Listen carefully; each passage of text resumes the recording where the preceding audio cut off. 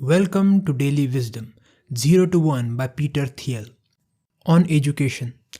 Elite students climb confidently until they reach a level of competition sufficiently intense to beat their dreams out of them. Higher education is the place where people who had big plans in high school get stuck in fierce rivalries with equally smart peers over conventional careers like management consulting and investment banking. For the privilege of being turned into conformists, students and their families pay hundreds of thousands of dollars in skyrocketing tuition fees that continues to outpace inflation. Why are we doing this to ourselves? By the time a student gets to college, he has spent a decade curating a bewildering diverse resume to prepare for a completely unknowable future. Come what may, he is ready for nothing in particular. When Yahoo offered to buy Facebook for $1 billion in July 2006, I thought we should at least consider it.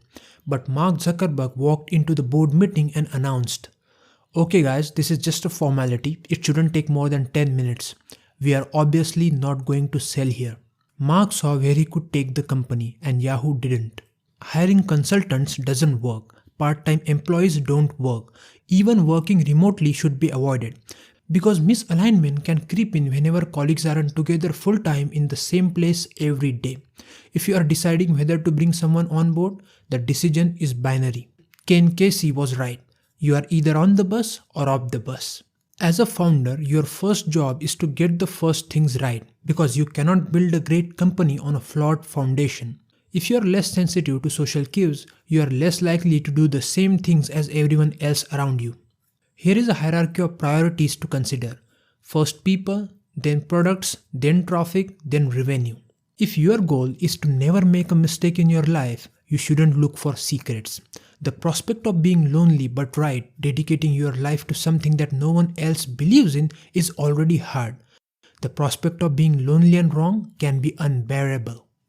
Shallow men believe in luck. They believe in circumstances. Strong men believe in cause and effect. The single most powerful pattern I have noticed in successful people is that they find value in unexpected places, and they do this by thinking about business from first principles instead of formulas. Creative monopoly means new products that benefit everybody and sustainable profits for the creator. Competition means no profits for anybody, no meaningful differentiation, and a struggle for survival. In a world of scarce resources, globalization without technology is unsustainable.